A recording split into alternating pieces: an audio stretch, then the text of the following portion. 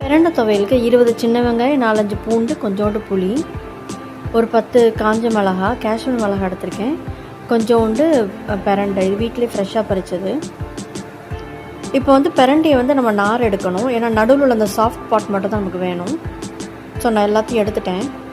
நீங்கள் அந்த நாரோடு போட்டிங்கன்னா ரொம்ப அரிக்கும், அதனால் அந்த நார் எல்லாம் கிளியர் பண்ணிடணும். ஸோ இப்போ இது எல்லாத்தையும் நம்ம ஒன்றா சேர்த்து வதக்கலாம்.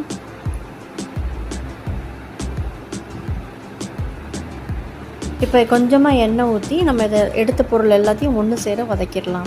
இது ரொம்ப ஈஸி, ரொம்ப ஹெல்தி. பாருங்கள், எல்லாத்தையும் ஒன்றா போட்டு நம்ம வதக்க வேண்டியதான். அந்த புளி கொண்டு நம்ம போட்டுற வேண்டியதான். எல்லாத்தையும் ஒன்றா சேர்த்து வதக்கணும். இது கொஞ்சம் சுருங்கி வதங்கினதுக்கப்புறம் நம்ம எடுத்து ஆற வச்சு அரைக்க வேண்டியதான். இந்த பிரண்டை துவையல் குழந்தைங்களுக்கு முதல் பெரியவங்களுக்கு ரொம்ப நல்லது. யார் பெரியவங்களுக்கெல்லாம் கால் வலிக்கும், வளர்கிற பிள்ளைங்களுக்கும் கால் வலிக்கும்னு சொல்லுவாங்க. ஸோ அந்த மாதிரி டைமில் இந்த மாதிரி வாரத்தில் 2 தடவை சாப்பிட்டோம்னா பெரியவங்களுக்கும் சரி சின்ன பிள்ளைங்களுக்கும் சரி கால் வலிக்காது. பாருங்கள், எல்லாத்தையும் நான் போட்டுட்டேன், வதக்கிறது மட்டும்தான் பாக்கி. சின்ன வெங்காயமும் நமக்கு உடம்புக்கு நல்லது, ரத்தம் ஊறுன்னு சொல்லுவாங்க. அது மாதிரி பூண்டும் நல்லது உடம்புக்கு. ஸோ எல்லாம் நன்மையான பொருளை வச்சு தான் நம்ம இந்த துவையல் செய்கிறோம். பாருங்கள், எல்லாம் நல்லா சுருங்கி வதங்கிருச்சு. இப்போ இதை ஆற விட்டு நம்ம அரைக்க வேண்டியது தான். நான் ஸ்டவ் ஆஃப் பண்ணிட்டேன்.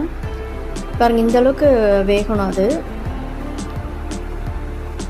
இப்போ எல்லாத்தையும் மிக்சியில் போட்டு ஆட்ட வேண்டியது தான். நான் மிக்சிக்கு மாற்றிட்டேன். இது கண்டிப்பாக வீட்டில் ட்ரை பண்ணி பாருங்கள், ரொம்ப ஹெல்தி இது உடம்புக்கு. பெரியவங்களுக்கு வர அந்த மூட்டு வலியெல்லாம் இது குணப்படுத்தும், வாரத்தில் 2 தடவை சாப்பிட்டா. அது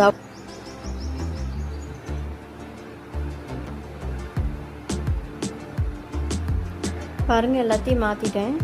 இப்போ நம்ம அரைக்க வேண்டியதுதான் பாக்கி. இது நல்ல ஃபைன் பேஸ்ட்டாக நம்ம அரைச்சிடும், கொஞ்சம் தண்ணி ஊற்றி. பாருங்கள், ரொம்ப தண்ணி ஊற்ற வேண்டாம், ஓரளவுக்கு தண்ணி ஊற்றினா போதும். ஏன்னா இது துவையல்னால கொஞ்சம் கெட்டியாக இருந்தால் தான் நல்லாயிருக்கும். இப்போ நம்ம தாளித்து ஊற்றிடலாம். அதில் கொஞ்சம் எண்ணெய் ஊற்றி கொஞ்சம் கடுகு மட்டும் தான் போட்டிருக்கேன். அப்புறம் நம்ம அரைச்சது அப்படியே மாற்றிடணும்.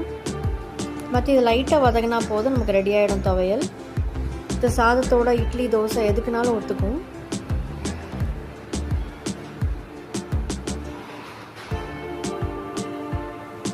இது கண்டிப்பாக வீட்டில் ட்ரை பண்ணி பாருங்கள், உடம்புக்கு ரொம்ப நல்லது துவையல்.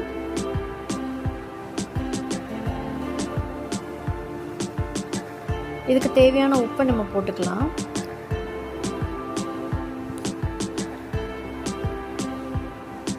அவ்வளோதான், நமக்கு 10 நிமிஷம்